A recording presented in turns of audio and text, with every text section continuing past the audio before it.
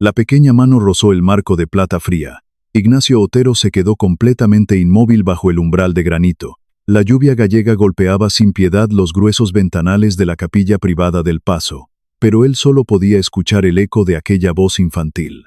La niña de 3 años, con el abrigo todavía húmedo por la tormenta de la ría, apuntaba directamente al retrato conmemorativo que descansaba sobre el altar rodeado de cera derretida.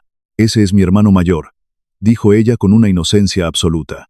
Una frase tan sencilla fue suficiente para helar la sangre del cacique más temido de las Rías Baixas. Porque Ignacio había mirado esa fotografía cada mañana durante 6 años, y jamás en su vida habría imaginado que la hija de una desconocida pudiera reconocer aquel rostro. Pero lo que la pequeña Lucía dijo a continuación fue lo que verdaderamente le cortó la respiración. La niña no retrocedió ante la inmensa figura del hombre vestido de negro. Tiró del dobladillo del abrigo de lana de Ignacio con su manita insistente y volvió a señalar la imagen del niño de 4 años. «Ese es Adrián», dijo ella, «pero ahora es más grande, ya tiene 10 años». Ignacio no dijo nada. Su garganta se había cerrado como una pesada puerta de roble. «Adrián tiene una piedra negra», continuó la niña. Su voz brillaba con esa certeza inquebrantable que solo poseen los niños pequeños. Un azabache brillante en una cuerda de cuero áspero. Nunca se lo quita, ni siquiera cuando se baña en el mar. Mamá dice que un nudo de marinero se lo asegura, y que ya lo tenía antes de venir a vivir con nosotras. Ignacio se dejó caer lentamente. Sus rodillas rozaron las losas de piedra helada de la capilla. No sintió el frío. «Y aquí», dijo Lucía, tocándose el lado izquierdo de su propia frente, «Adrián tiene una marca blanca, una línea pequeña. Mamá dice que se la hizo antes de ser nuestro». La mano de Ignacio se alzó sin pedir permiso, y se posó sobre el pequeño hombro de la niña, aquella misma mano que ordenaba el cierre de puertos, que controlaba el flujo de mercancías invisibles, y abría tumbas en la noche, temblaba ahora contra el hueso diminuto bajo la ropa húmeda. «¿Tu hermano duerme bien, pequeña?», preguntó él. Su voz, la misma que había comandado a 100 hombres sin elevar jamás el tono, sonó ronca y fracturada. «No», respondió Lucía, negando con la cabeza muy en serio. «A veces por la noche se despierta llorando. Mamá dice que sueña con lo mismo siempre. Hay mucha agua oscura, hay un ruido fuerte, y hay fuego sobre las olas. No se acuerda de su mamá de antes, solo del fuego en el agua». Ignacio dejó de respirar. En algún lugar al otro extremo del Paso, el viejo reloj de pie dio la hora. Él no lo escuchó. El niño del retrato había desaparecido a los 4 años. Cumpliría 10 este año. Un amuleto de azabache, tallado por un viejo artesano en las calles empedradas de Santiago de Compostela, había sido anudado a esa pequeña muñeca por las propias manos de Ignacio. Una lancha rápida había ardido contra los acantilados de la Costa da Morte 6 años atrás. Miró a la criatura que tenía delante. Ella observaba su rostro con la calma de quien ha dicho la verdad y simplemente espera a que el adulto lo comprenda. Ignacio tomó aire lentamente. Volvió a colocarse la vieja máscara sobre el rostro. La misma máscara gélida y calculadora que había llevado a cada funeral y a cada reunión de los clanes durante 6 largos años. «¿Cómo te llamas, pequeña?», preguntó, forzando la sonrisa educada y fría por la que toda la costa lo conocía. «Lucía». «Lucía», repitió él. «Es un nombre precioso». Memorizó cada sílaba que ella había pronunciado.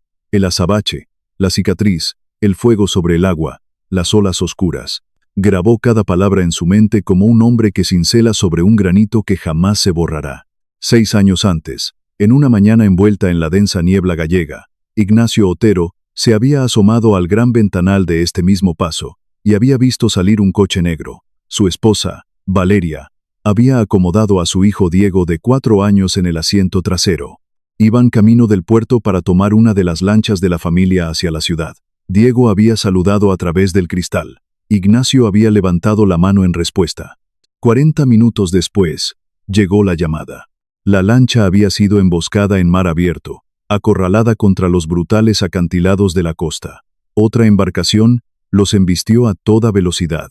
Valeria había cubierto a Diego con su propio cuerpo en el último segundo antes de que el motor estallara. Ella estaba muerta cuando los primeros hombres de Ignacio llegaron al lugar. Pero el cuerpo de su pequeño hijo no estaba entre los restos humeantes.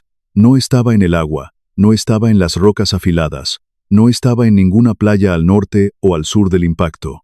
Durante 6 años, Ignacio Otero había buscado.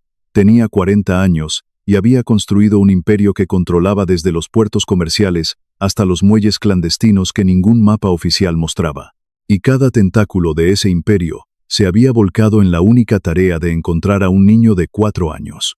Había pagado a cada hospital de la península para que le enviaran informes confidenciales de cualquier niño ingresado sin nombre. Había comprado registros de orfanatos a cientos de kilómetros a la redonda. Había enviado hombres a recorrer cada pueblo pesquero del sur, porque sus enemigos más grandes estaban en el sur, y era lógico pensar que los rivales se habían llevado al niño hacia allí. 6 años sin un solo rastro. El mundo le había dicho, primero con suavidad y luego con firmeza, que su hijo había sido tragado por el Atlántico. Sus capitanes se lo habían dicho. Sus abogados se lo habían dicho. Incluso Bryce, su lugarteniente más letal y silencioso, había bajado la mirada una vez y había pronunciado las palabras que un amigo está obligado a decir. Ignacio no había escuchado a ninguno de ellos. La habitación de Diego en el segundo piso del Paso permanecía exactamente igual que en la última mañana. La pequeña manta doblada a los pies de la cama, el barco de juguete sobre el alféizar de la ventana que daba al estuario. Solo Rosario, la implacable ama de llaves que llevaba 30 años gobernando el Paso, tenía permiso para limpiar esa habitación. Todo el mundo había aprendido a guardar silencio al pasar junto al retrato de la capilla. Unos pasos apresurados resonaron en el pasillo de piedra. Carmen dobló la esquina, casi corriendo, con el delantal de la conservera de pescado, aún manchado de humedad y salitre. Un mechón de pelo oscuro le caía sobre la mejilla. Al ver a Lucía de pie junto al temido cacique frente al altar, el color abandonó su rostro en un solo instante. «Señor Otero, por favor, le suplico que la perdone», dijo Carmen. Se dejó caer en una profunda reverencia que casi la partió por la mitad. Sus manos estaban apretadas contra su estómago, con los nudillos blancos por la tensión. «Solo tiene 3 años», dijo atropelladamente. «No sabe que no debe hablar con el dueño de la casa. No sabe que no debe entrar aquí. Le dije que se quedara sentada en el pasillo mientras yo entregaba los libros de cuentas de la fábrica. Me di la vuelta un segundo. Solo un segundo». Las palabras salían demasiado rápido. Era una mujer sin margen para cometer un solo error. Trabajaba turnos dobles en la conservera propiedad de la familia Otero. Era madre soltera con una niña que nadie más podía cuidar. Cada hora de su vida pendía de un hilo. «La guardería», explicó ella temblando. La guardería llamó a las 6 de la mañana. Una tubería reventó por la tormenta y se inundó todo. No abrirán hasta el lunes. Las compañeras de la fábrica están en huelga, y yo era la única que podía traerle estos registros. No tenía a nadie con quien dejarla, señor Otero. Se lo juro por mi vida, no volverá a ocurrir. Ignacio dejó que terminara. Mantuvo su rostro completamente estático. La máscara de hielo que había reconstruido en los últimos 3 minutos no se resquebrajó. «Carmen», dijo él en voz baja, «no hay nada que perdonar». Ella levantó la cabeza lentamente, como si hubiera escuchado mal. «Su hija es una niña muy educada», continuó Ignacio. «No ha hecho nada malo». Él posó su mano ligeramente sobre la suave coronilla de Lucía durante un segundo. Luego se dio la vuelta y caminó hacia las inmensas puertas de roble del Paso. Su chofer le esperaba en el patio de grava, con el motor del coche negro ya encendido, pero sus ojos no se apartaron verdaderamente de la niña hasta que la puerta del vehículo se cerró tras él. Dentro del coche, Ignacio no pronunció palabra. Se sentó con ambas manos planas sobre las rodillas y miró al vacío. El paisaje de las Rías Baijas desfilaba por la ventanilla, ajeno a su tormento. Barcos pesqueros, gaviotas desafiando la lluvia, mujeres remendando redes bajo los soportales. Nada de eso lo alcanzaba. Pasaron 30 minutos. Finalmente, sacó su teléfono del bolsillo interior de su abrigo. El número que marcó era uno que jamás utilizaba a mitad de la mañana. «Bryce», dijo su voz, tranquila y uniforme. «Cancela la reunión en el puerto. Reprograma la entrega con los colombianos. Ha surgido un asunto de familia». Terminó la llamada. Miró hacia la carretera empapada y luego se dirigió a su chofer. «Da la vuelta», ordenó. Esa misma tarde, Ignacio le pidió al chofer que lo dejara a 1 kilómetro de las afueras de un pequeño pueblo pesquero, donde el asfalto empezaba a resquebrajarse por las raíces de los pinos y las farolas parpadeaban bajo la niebla. Llevaba un abrigo largo y oscuro con el cuello levantado. Había dejado su anillo de sello en la guantera del coche. Cualquiera que se cruzara con él en la acera, lo habría tomado por un marino cansado que volvía a casa tras una larga marea. Esperó cerca de una marquesina de autobús oxidada hasta poco después de las 4. Carmen y Lucía bajaron a la acera. La niña saltaba por delante de su madre, balanceando una bolsa de pan. Ignacio se mantuvo detrás de ellas a una distancia segura, igualando sus pasos a los de ellas, siempre oculto tras el recodo de la calle, pasando por una taberna vacía y un callejón lleno de nazas de pesca apiladas. Carmen se detuvo en una pequeña casa de piedra gastada, con la pintura azul de la puerta descascarillada por años de sal y viento. Giró la llave. Lucía entró corriendo, gritando un nombre que Ignacio no logró escuchar a través de la madera que se cerraba. Él cruzó al otro lado de la calle y se deslizó tras un viejo remolque aparcado. Desde allí, podía ver directamente el interior por la ventana del piso bajo. La pequeña sala estaba iluminada por la cálida luz amarilla de una estufa de butano y una vieja lámpara sobre la mesa de la cocina.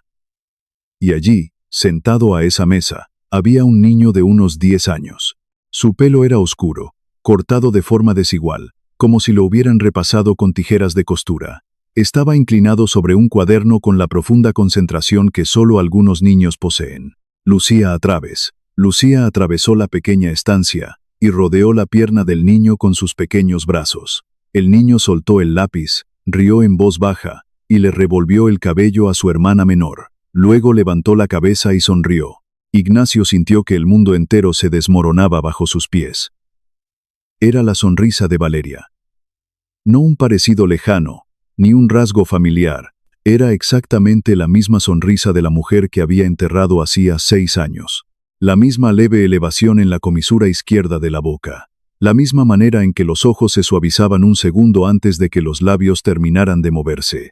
Y allí, en la muñeca izquierda del niño, atrapando la luz amarilla de la lámpara, colgaba una piedra rústica y negra.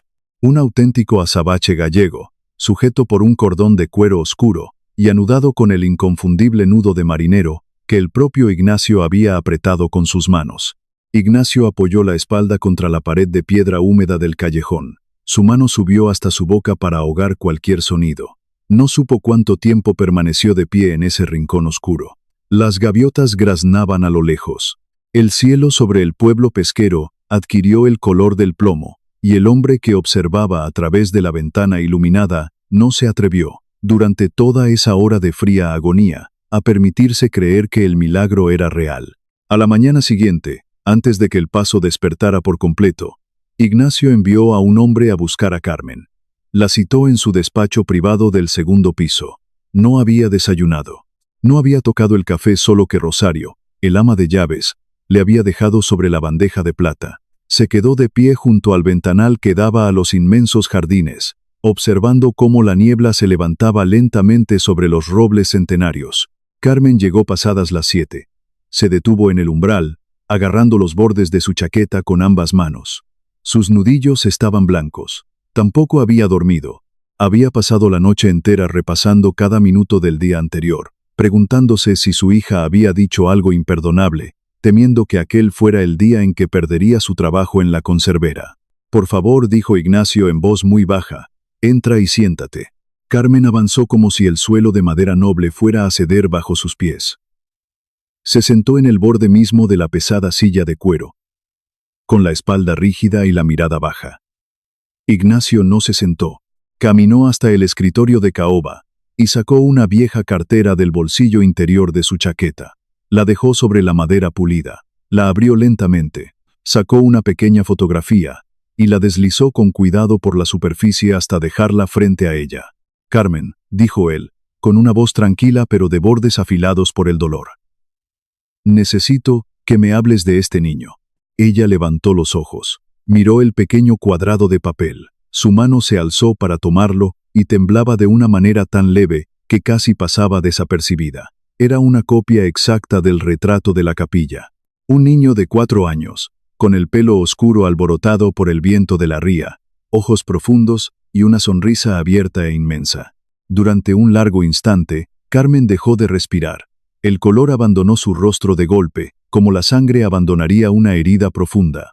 «Este es Adrián», susurró ella. «Este es mi Adrián, el día que lo encontré». Ignacio se dio la vuelta. Caminó lentamente de regreso hacia la ventana y apoyó ambas manos en el marco de piedra. Le dio la espalda. No quería que ella viera su rostro mientras decía lo que tenía que decir a continuación. «Hace 6 años», comenzó él, sin adornos ni preámbulos. «Mi esposa y mi hijo sufrieron una emboscada en su lancha rápida camino de la ciudad. Mi esposa murió en el impacto contra la costa. El cuerpo de mi hijo nunca apareció entre los restos. Nunca he creído que estuviera muerto». Tomó aire lentamente. «Durante 6 años, he utilizado todos los recursos y todo el poder de mi familia para buscarlo. Cada hospital, cada orfanato, cada rincón de esta costa. El rastro siempre terminaba en la nada. Esta fotografía es lo único que me queda de él». Se giró, y sus ojos se encontraron con los de Carmen a través del enorme despacho. «Ahora, necesito que me cuentes desde el principio cómo el niño de esa fotografía llegó a vivir bajo tu techo». Las lágrimas de Carmen llegaron antes que las palabras. Se inclinó hacia adelante y dejó la fotografía sobre la caoba con ambas manos, como quien deposita una reliquia sagrada. Suspiró profundamente, intentando calmar el temblor de su voz. «Hace 6 años», comenzó, «yo acababa de terminar un turno de noche en la conservera de pescado. Hacía un tiempo espantoso, una tormenta atlántica de las que hunden barcos. El autobús que me llevaba al pueblo no pasó. No tenía dinero para un taxi, así que decidí caminar casi 7 kilómetros por la carretera vacía que bordea el pinar de la costa». Ignacio no se movió de la ventana. Escuchaba sin interrumpir. «El camino estaba muy oscuro», dijo ella en voz baja. «Recuerdo que tenía miedo al mar rugiendo tan cerca. A mitad de camino, escuché algo que venía de entre los pinos. Al principio pensé que era el viento, o un animal herido. Me dije a mí misma que debía seguir caminando. Pero el sonido se repitió. Era un llanto humano». Carmen se secó la mejilla con el dorso de la mano. «Me salí de la carretera y me metí en el bosque. Seguí el sonido en medio de la lluvia. Me tomó 10 minutos abrirme paso entre las ramas caídas, y entonces llegué a un pequeño claro. Él estaba tumbado sobre el barro y las agujas de pino. Un niño pequeño, de unos 4 años. Tenía la ropa empapada, rasgada y manchada de sangre. Había una herida profunda en su sien, que aún sangraba. Estaba inconsciente, pero incluso en ese estado, su pequeña mano se aferraba con una fuerza increíble a una piedra negra atada a su muñeca. No la soltaba por nada del mundo. Carmen bajó la mirada hacia sus propias manos. Lo tomé en mis brazos y salí de allí corriendo. Solo tenía un pensamiento en la cabeza. La clínica clandestina del Dr. Castro. Estaba a 15 minutos a pie. Era la única ayuda que conocía que no haría preguntas peligrosas. Ignacio cerró los ojos. Él había peinado las costas del sur. Había vaciado los pueblos pesqueros fronterizos. Nunca se le ocurrió que la marea y la desesperación hubieran empujado a su pequeño tan al norte, hacia los dominios del Dr. Castro, el cirujano que curaba a los contrabandistas locales. «El Dr. Castro abrió la puerta él mismo esa noche», continuó Carmen. «Me conocía porque yo limpiaba su clínica a veces. No me pidió dinero. Simplemente tomó al niño de mis brazos, lo llevó a la sala de atrás y cerró la puerta. Cuando salió, horas después, me dijo que el niño tenía una conmoción cerebral grave, una clavícula fracturada y magulladuras por todo el cuerpo. Me dijo que podría haber sido un accidente contra las rocas, o podría haber sido algo mucho peor. El niño estuvo inconsciente 3 días. Me senté con él en cada rato libre que tenía. A la mañana del 4.º día, abrió los ojos, miró alrededor. No parecía asustado, solo inmensamente perdido. El doctor le preguntó su nombre y no dijo nada. Le preguntó por su madre y no hubo respuesta. No recordaba absolutamente nada, ni su nombre, ni la lancha, ni la tormenta. Su mente estaba en blanco. El doctor Castro contactó discretamente a las autoridades locales, pero no había ningún reporte de un niño desaparecido con esa descripción en nuestra zona. Me dijeron que si nadie lo reclamaba, iría a parar a un orfanato del estado. Carmen sollozó en silencio. No podía permitirlo. No podía dejar que se lo llevaran. Lo llevé a mi pequeña casa. Lo llamé Adrián. 3 años después nació Lucía. Él la vio crecer y jamás dudó de que fuera su hermana. Se lo juro, señor Otero. Durante 6 años, nunca sospeché que ese niño perteneciera a un mundo distinto al de mis propios brazos. Esa misma tarde, Ignacio ordenó a su chofer de mayor confianza que preparara el coche. Llevó a Carmen y al niño directamente a la discreta clínica del doctor Castro en la costa norte. Carmen le había dicho al pequeño únicamente que un viejo amigo quería ver cuánto había crecido. Adrián, con sus 10 años y su actitud callada, sostuvo la mano de su hermana menor en el asiento trasero y miró por la ventanilla sin hacer una sola pregunta. El doctor Castro abrió la puerta en persona. Cuando sus ojos se posaron en el niño, se quedó de piedra en el umbral. Miró al pequeño durante un largo y silencioso momento. Luego miró a Ignacio. Los dos hombres se entendieron sin necesidad de pronunciar una sola palabra. Castro los hizo pasar a la misma pequeña sala trasera que había utilizado 6 años antes. Tomó un hisopo de algodón de un cajón y lo frotó suavemente por el interior de la mejilla del niño. Adrián se rió por las cosquillas. El viejo médico le dio un caramelo de un pequeño tarro de cristal. Luego hizo lo mismo con Ignacio. 2 hisopos, 2 tubos sellados, sin nombres en las etiquetas. Solo 2 números escritos con la cuidadosa caligrafía del doctor. 2 días, dijo Castro en voz muy baja, cerrando el maletín. Un laboratorio privado en la capital, muy discreto. Ignacio no durmió durante esos 2 días. Caminó a lo largo de su despacho cientos de veces. Le daba vueltas a los mismos pensamientos hasta abrir surcos en su mente. Si el niño era Diego, su hijo había vivido 6 años en una casa húmeda, a las afueras de un pueblo pesquero, mientras él, con todo su dinero y su ejército de hombres, buscaba en la dirección equivocada. Si no lo era, la última y delgada hebra de esperanza de su vida se rompería con un solo papel. En la mañana del tercer día, el doctor Castro llegó al paso con un sobre blanco y sin marcas. Ignacio lo llevó a su despacho y cerró la puerta con llave. Se sentó en la silla de cuero. Abrió el sobre con un abrecartas de plata. Sus manos estaban más firmes de lo que esperaba, quizás porque una parte profunda de su alma ya conocía la verdad. Sacó la única hoja que había en el interior. Leyó la línea al pie de la página. 99.99%. Adrián era Diego Otero. Ignacio se encorvó lentamente sobre el escritorio. Apretó el papel contra su pecho con ambas manos, como si fuera algo vivo que pudiera escapar si no lo sujetaba con todas sus fuerzas. Y por primera vez en más años de los que podía recordar, el hombre que ordenaba el silencio en las rías más oscuras de Galicia, lloró sin consuelo. Lloró como un río que rompe una presa. Lloró por 6 años de pasillos vacíos. Lloró por un hijo que había crecido bajo un techo de uralita que él jamás había visto. Media hora después, Ignacio se secó el rostro y abrió la puerta. El doctor Castro entró y esperó a que el cacique tomara asiento antes de hablar. «Debes tener mucho cuidado, Ignacio», advirtió el médico con voz grave. «Muchísimo cuidado. La memoria del niño está sellada por un trauma brutal y una conmoción grave. 6 años es mucho tiempo para que una mente construya muros alrededor de una herida. Si lo obligas a recordar de golpe, si le dices quién es antes de que su cerebro esté preparado para soportarlo, puedes dañarlo de forma irreversible». «¿Hasta qué punto?», preguntó Ignacio. Castro no suavizó la respuesta. «Disociación completa, pérdida del habla, pérdida de los años que ya ha vivido. En los peores casos, la mente simplemente se apaga y no regresa jamás. Las memorias deben volver a su propio ritmo. Puedes estar cerca de él, puedes amarlo, puedes dejar que se familiarice con tu rostro, pero no debes poner el nombre de Diego en su boca hasta que su propia mente lo ofrezca primero. ¿Lo entiendes?». «Lo entiendo», respondió Ignacio.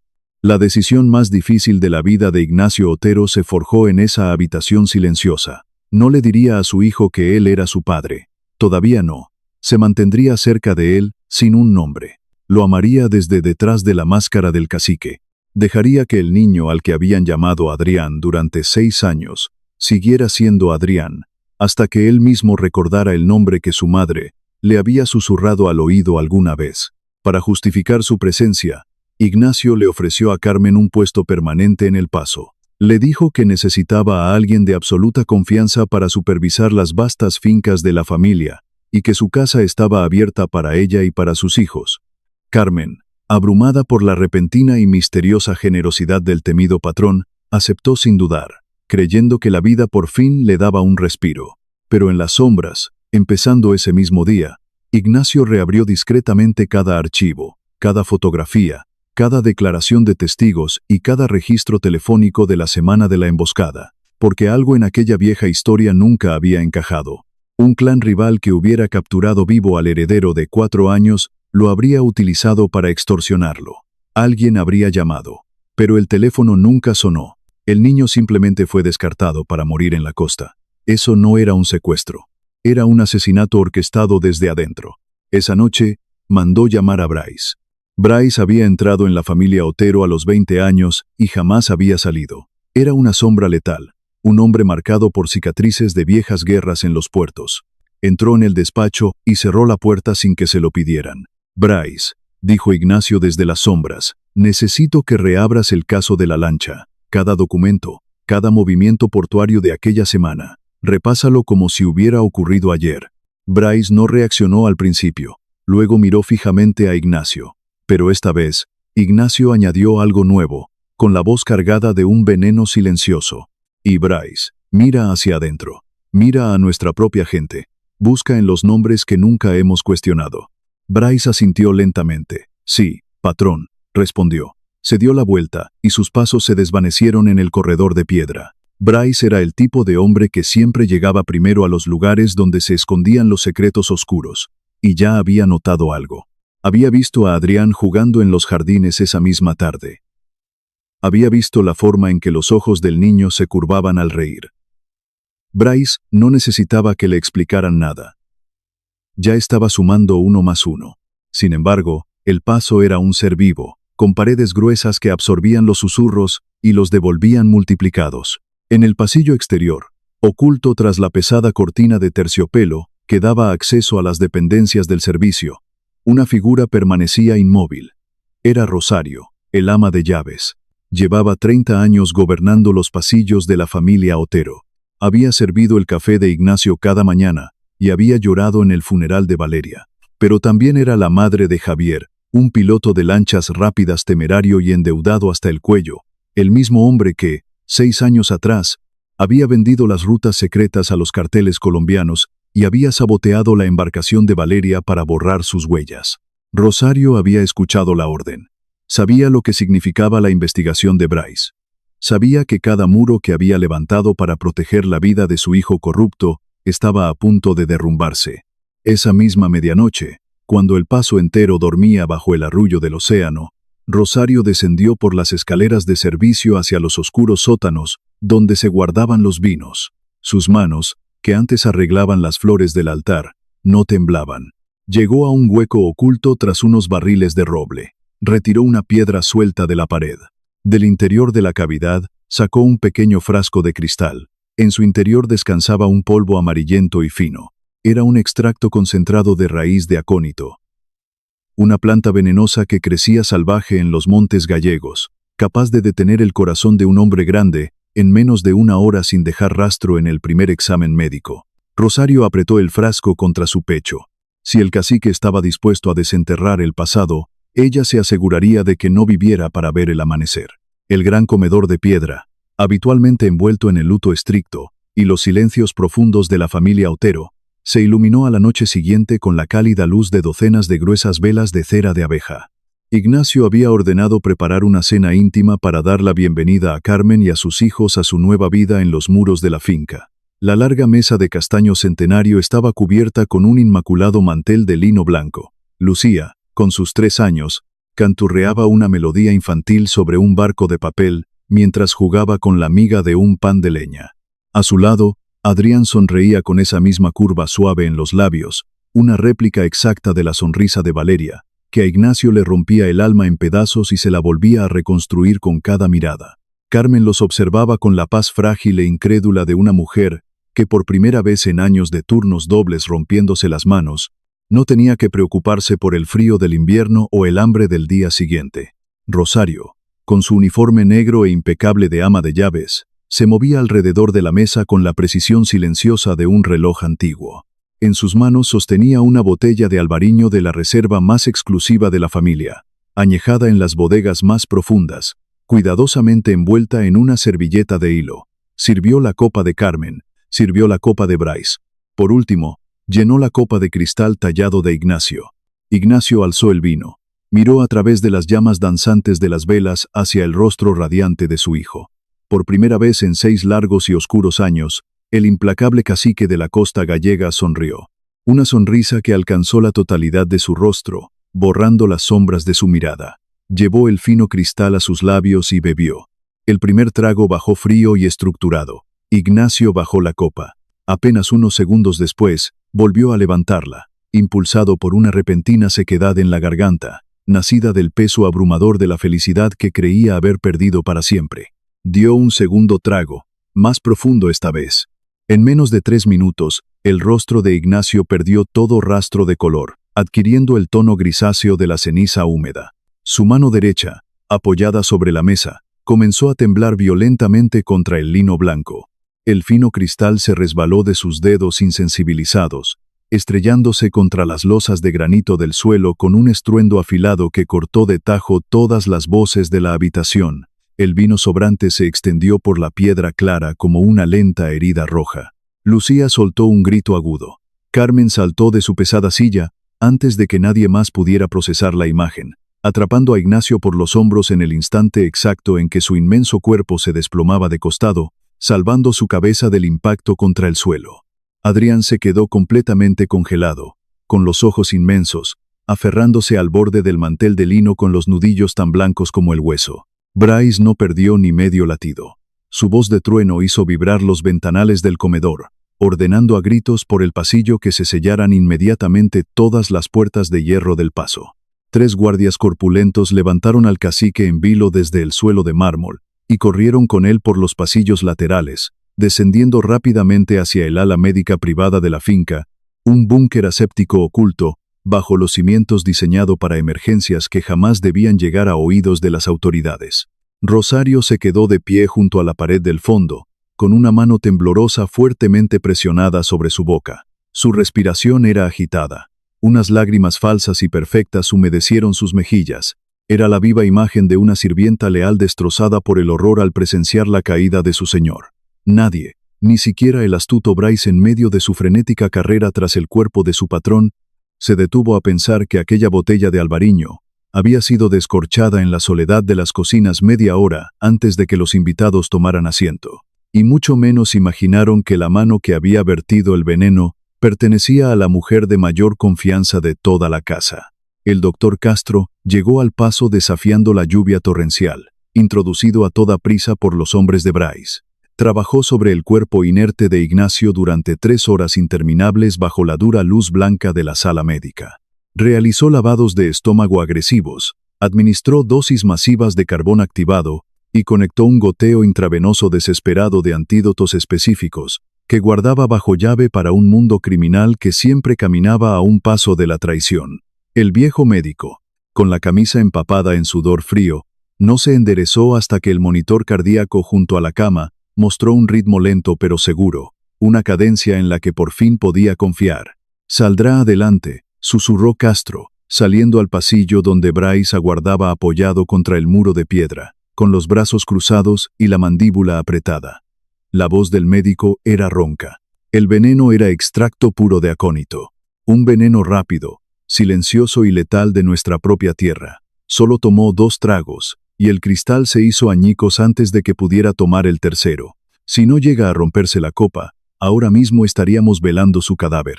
Bryce cerró los ojos durante un largo y denso momento. Cuando los abrió, la furia de las mareas más violentas ardía en sus pupilas. En 10 minutos, decretó un estado de sitio absoluto.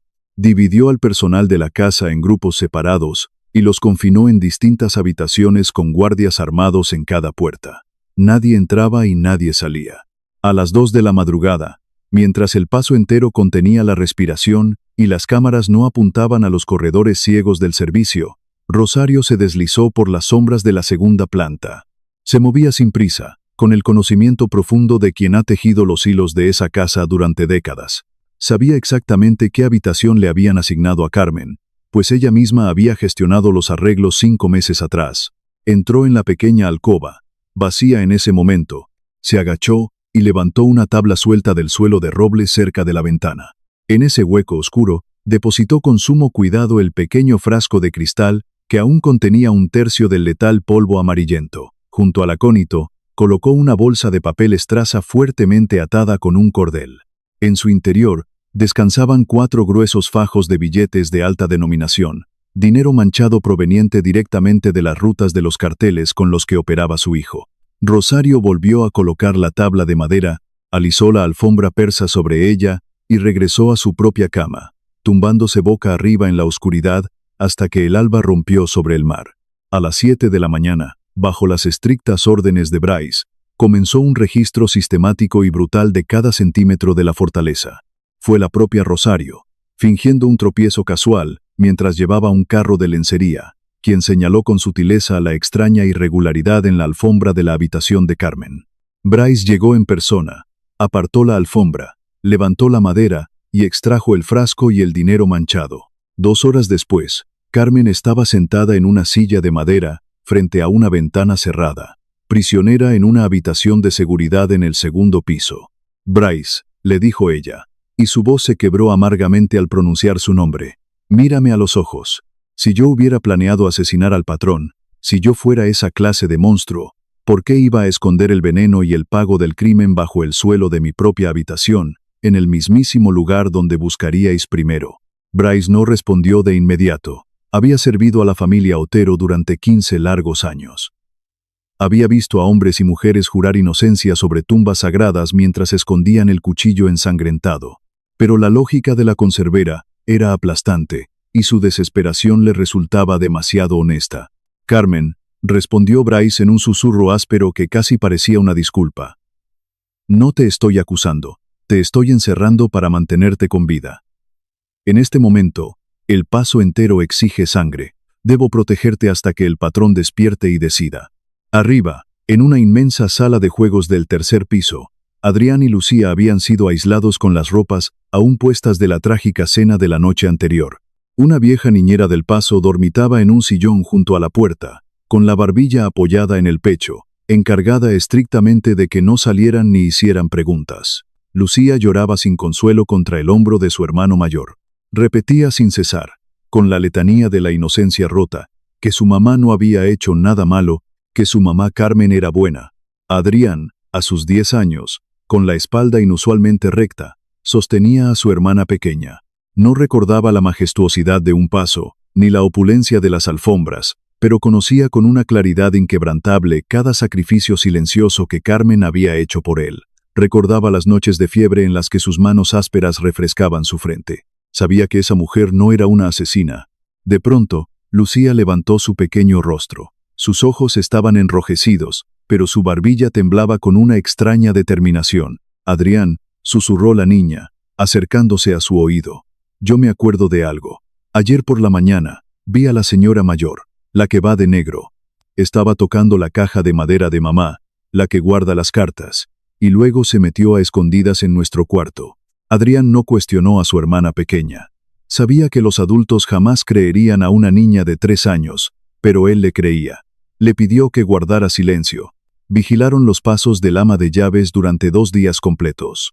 Observaron a qué pasillos iba y en qué momentos creía no ser vista. En la tercera noche, poco antes de la medianoche, vieron su oportunidad. La niebla del Atlántico se arrastraba espesa, blanca y helada, cubriendo los jardines del paso en una sábana de fantasmas. Adrián tomó a Lucía de la mano y se deslizaron sin hacer ruido por las escaleras de servicio. Sus pies descalzos conocían el camino a través de la oscuridad de un modo que su mente aún no podía explicar. Empujó una pesada puerta lateral que cedió con suavidad y salieron a la humedad de la noche gallega. Caminaron sigilosamente por el césped empapado hacia la imponente estructura de piedra que se alzaba en los límites de la finca.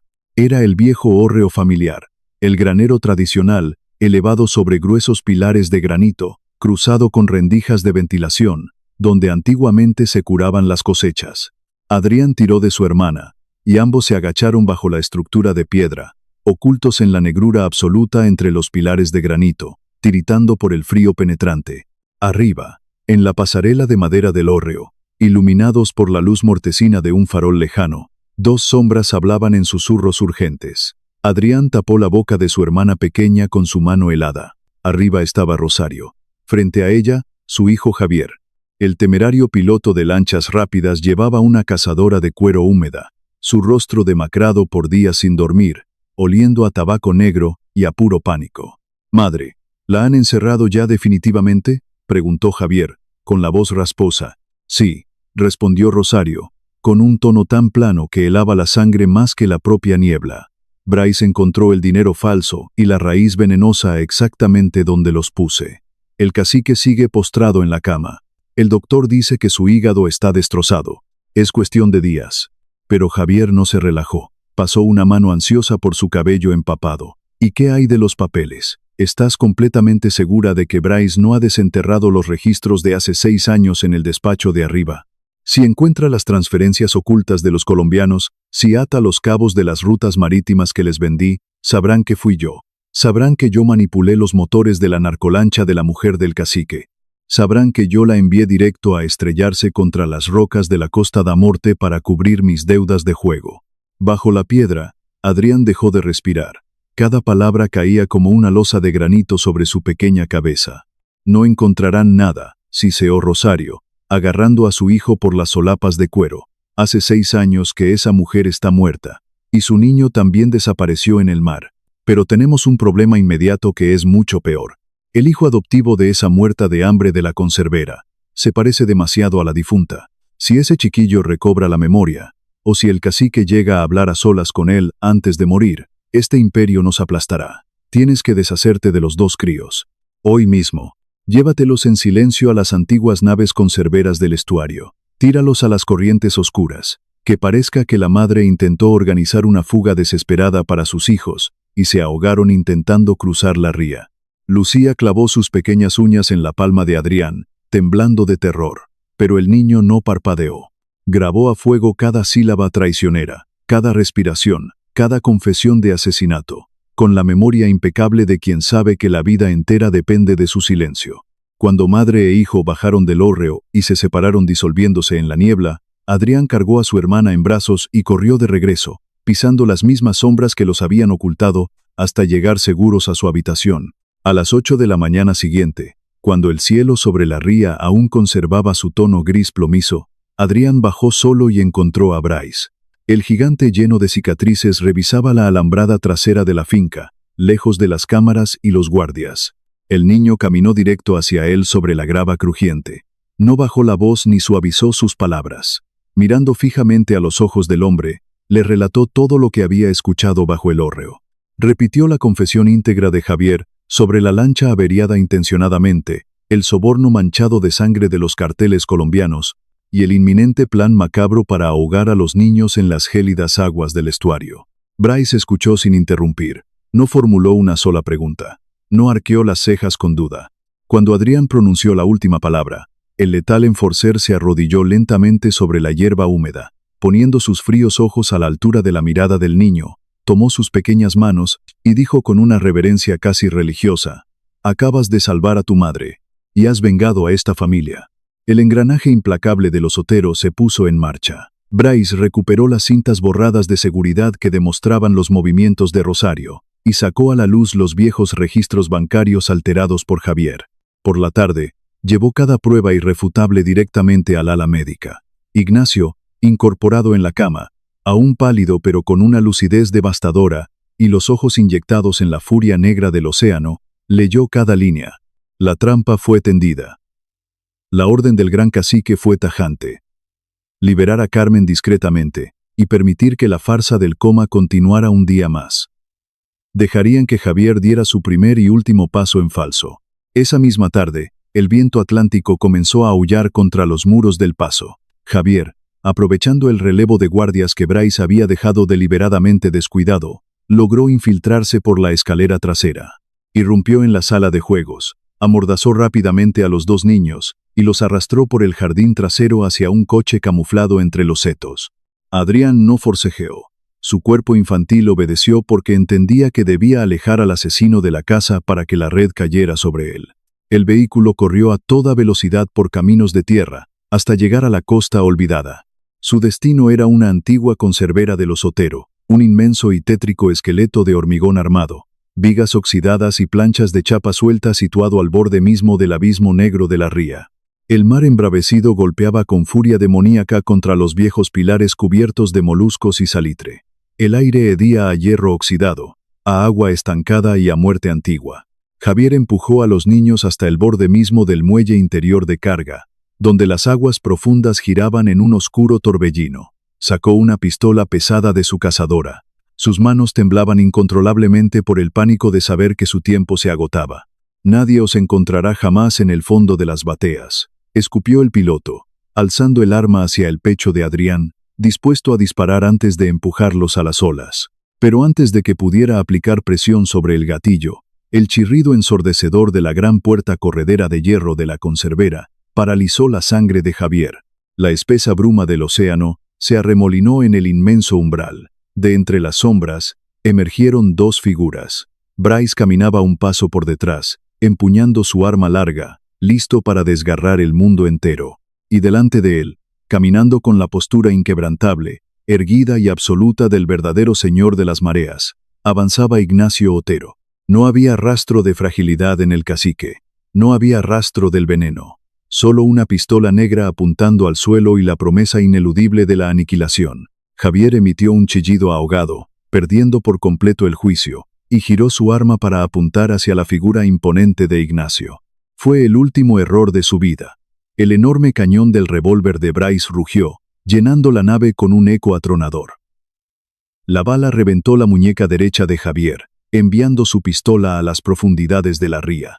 El traidor se desplomó de rodillas sobre el cemento empapado, aullando como una bestia herida, acunando los restos de su brazo. Bryce avanzó en silencio, lo levantó por el cuello del cuero mojado y lo estrelló sin piedad contra una viga de acero oxidado, reduciéndolo a un bulto sollozante e inofensivo.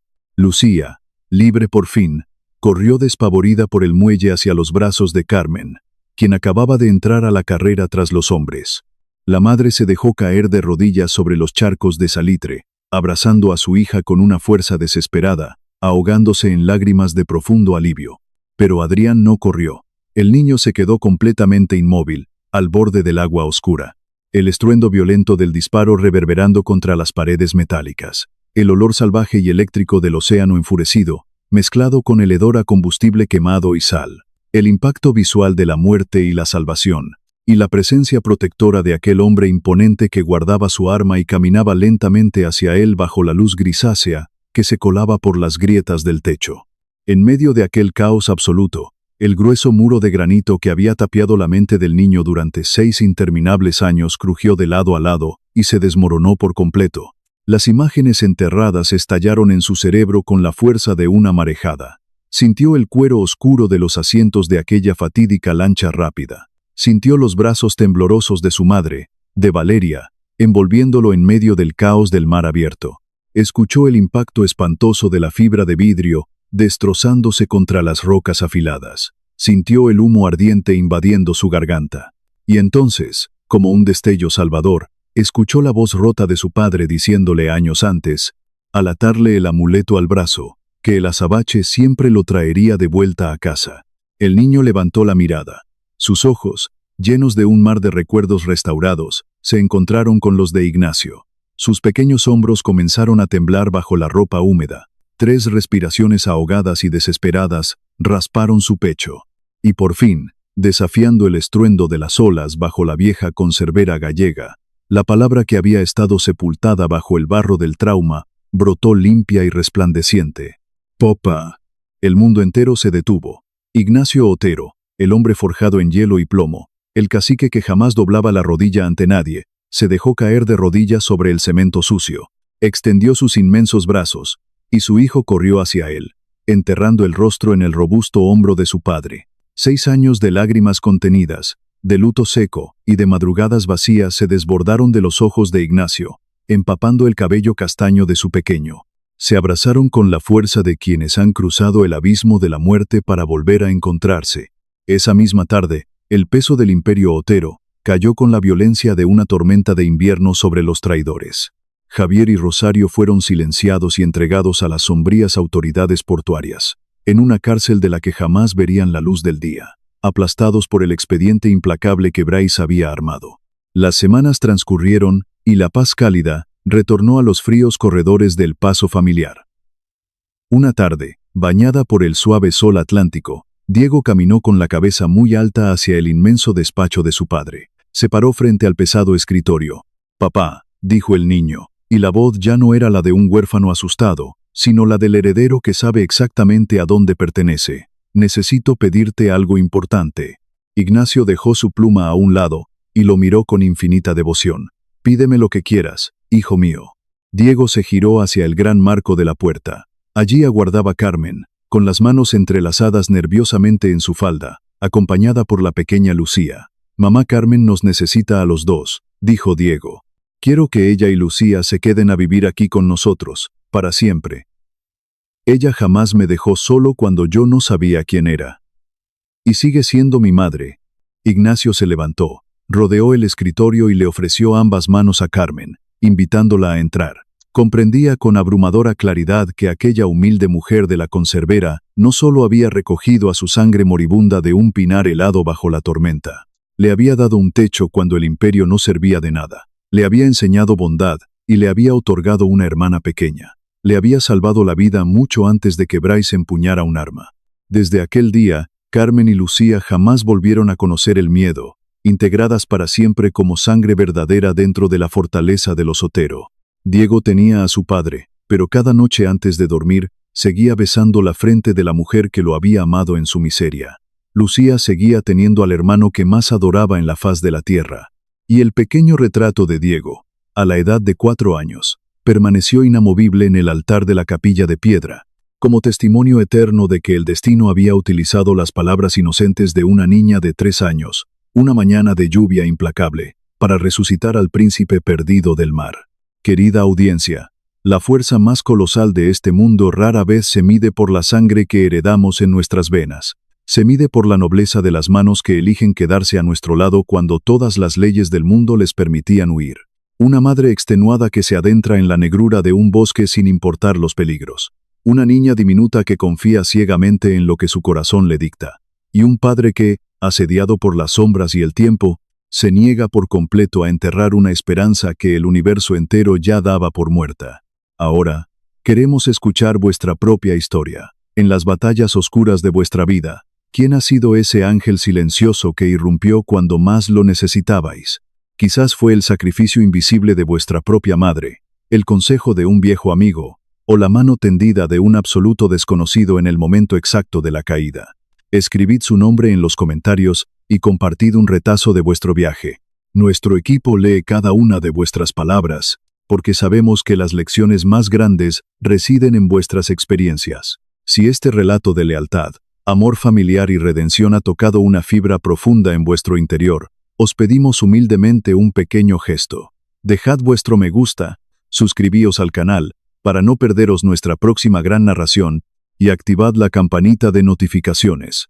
Compartid este video con aquellas personas que llevéis en el alma, aquellos que necesitan recordar que, por oscura que sea la marea, la gratitud y la verdad terminan por devolvernos a casa. En nuestro próximo relato, cruzaremos continentes para descubrir a un hombre brillante que se enfrenta al abismo del desengaño empresarial y a una sencilla florista cuyas manos cansadas ocultan un secreto capaz de doblegar las voluntades más soberbias. Deseamos a cada uno de vosotros una salud inquebrantable, un hogar rebosante de paz y mañanas llenas de propósitos luminosos. Que nunca os falte la compañía de un corazón leal, y que sepáis reconocer a vuestros propios ángeles silenciosos. Hasta muy pronto, y nos encontraremos de nuevo en nuestra siguiente historia.